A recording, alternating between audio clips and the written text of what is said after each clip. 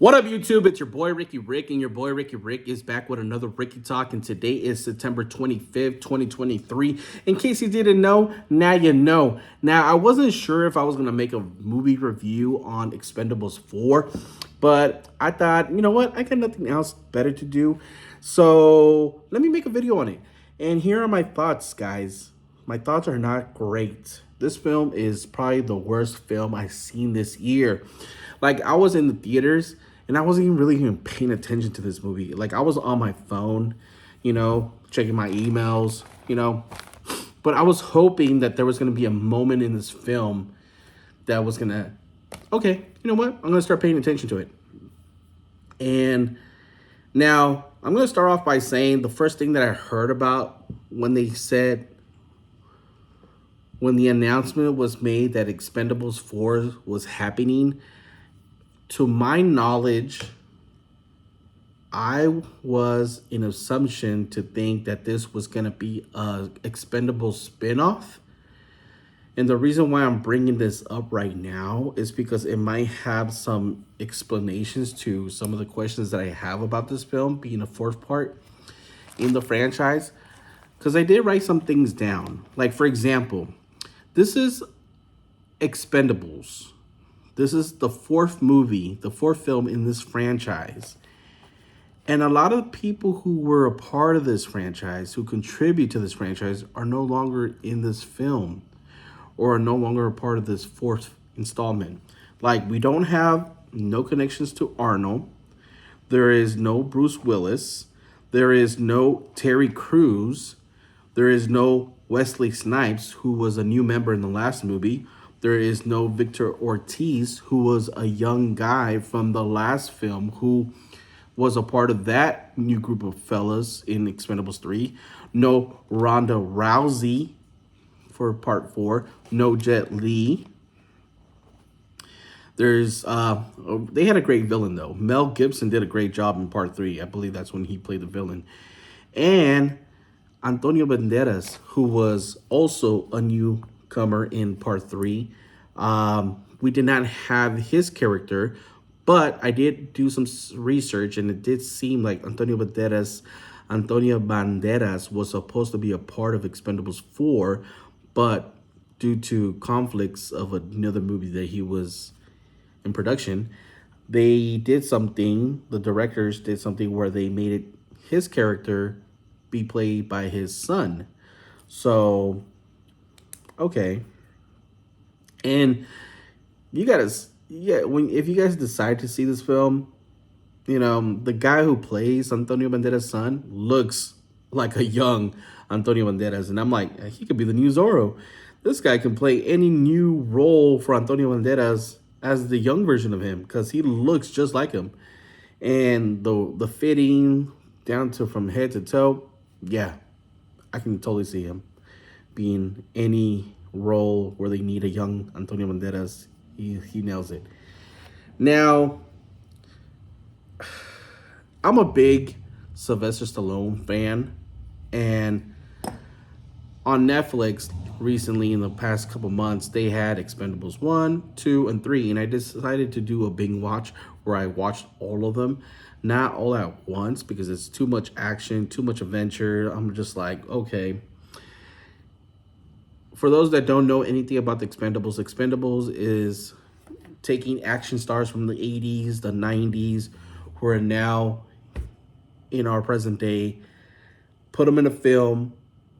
You know that there were action stars when they were younger. You put them in this film, they're older, and they're still kicking ass, still kicking butt. And that's how the franchise came to be. And, I liked it because you got to see a lot of badass people be in one film. It would have been nice to see them do it when they were younger, but, it was still nice to see them right now because they're still all Billy Buff. Now, this movie is not getting a good ratings, scores, reviews. Every review has been bad, negative. Rotten Tomatoes has it at 15%. IMDb has it at 5.2 out of 10. Going back to Sylvester Stallone, he's one of my favorite actors and he's done 6 Rocky films, 2 Creed films, plus the one he wasn't in. So that's a total of 9 Rocky films. Rambo, he's got 5 of those under his belt. He's got Escape Plan, 3 of those films under his belt.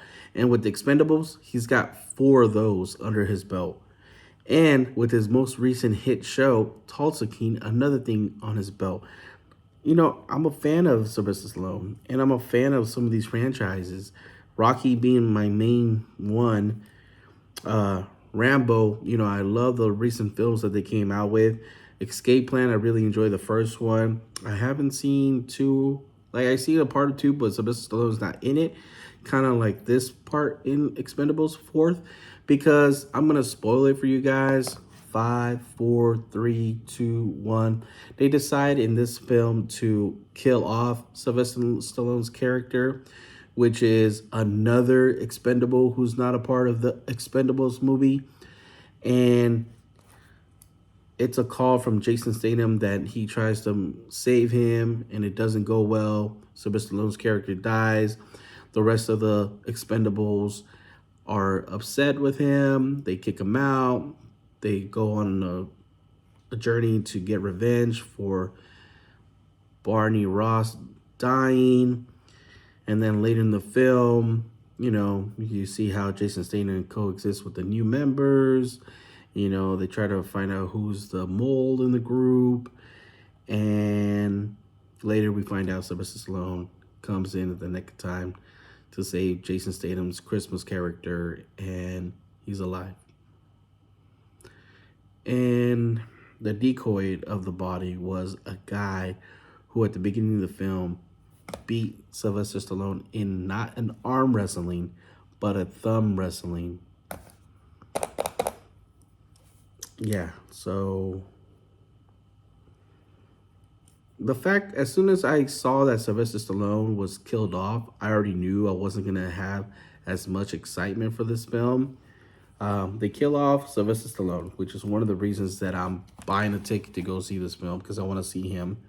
Then Jason Statham, nothing wrong with this character. I think he's, you know, good action star, but he hasn't had a good year. Megan 2 was by far a bad movie. Expendables 4 was probably worse than that. I'd rather see Meg 2, you know? I don't even know. Between Expendables 4 and Meg 2, they're right there. So I don't know which one, if I had to go see one again, which one would I see? Probably Expendables 4 over Meg 2. But another movie that he was a part of was Fast X, and he wasn't really a part of it. He kind of made like a little small cameo, small role. So it's not a good year for Jason Statham in the movies business. Then we have Gunner being played by Dolph Lundgren, who was in part of Rocky 4. You know, he's back. He's playing this character. He's playing his character. He's not really drinking. So that's his kind of story in this film. He's not drinking. He's sober. Can't really see. Apparently Tony Jaa was in this film, and I don't recall seeing him in this movie unless I'm thinking of another character.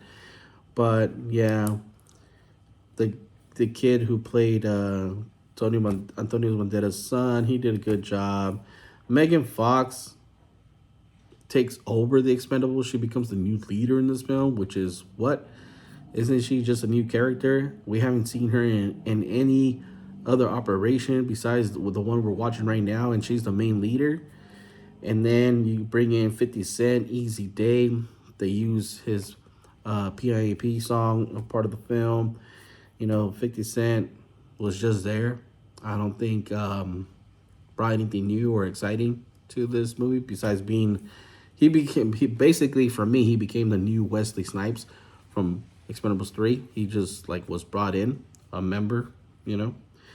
And then the mole of the movie turned out to be Andy Garcia. Like I said, I'm sorry for spoiling it, but this movie is not worth you going to a theater, buying a ticket, and watching the disaster you're about to witness. So overall, Expendables, if I had to give it a 1 out of 10, I would give this a 4 out of 10, a 5 out of 10.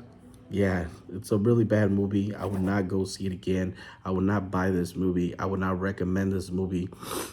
And it's so sad because I was looking forward to this being a good movie, but I was already concerned with the fact that they didn't have as many badass people in this film. I was concerned that some of the other Expendables were not returning for this film. And then the fact that they cut off Sylvester Stallone's time on the screen in this film was another disaster for me. And just the other members, the new members, didn't bring anything new.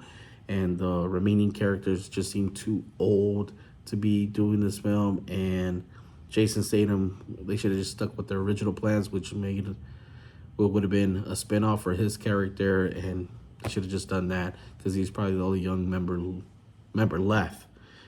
You know, maybe building his own crew or starting his own, Expendable somewhere else. But yeah, overall, I think this is the last we're going to see of Expendables. If they do a part 5, I would love to see some of the old members return, like Terry Crews, Antonio Banderas, bring in 50, bring in Megan Fox, bring back Ronda Rousey because I thought she did really good in her film. And maybe do what the Fast and Furious franchise did. Bring on Dwayne "The Rock" Johnson because he's an action star. He's definitely probably the most physical person in Hollywood today. So why not? And another name I'm going to throw out there. Man, I'll throw out 2 more. And they're part of the Fast and Furious franchise.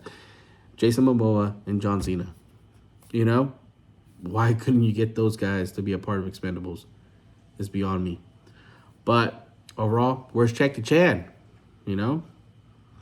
So that's another guy who's missing. Keanu Reeves. Just throwing out some names that could have been a better Expendables fit for this franchise. Overall, disappointed. I'm surprised this video made it to 12 minutes. I won't take up too much of your time. As always, your boy Ricky Rick. If I'm not making you laugh, not making you smile, not keeping you entertained, your boy Ricky Rick ain't doing his job. And you already know your boy Ricky Rick does his job. Oh, I forgot to mention, they did bring back the one who's been there since day one, Toll Road, the guy with the ear. He's a part of the film. And yeah, I think he played a bigger role in this movie than the other entire films. But overall, this movie sucked. Don't go watch it. Your boy Ricky Rick. I'm out.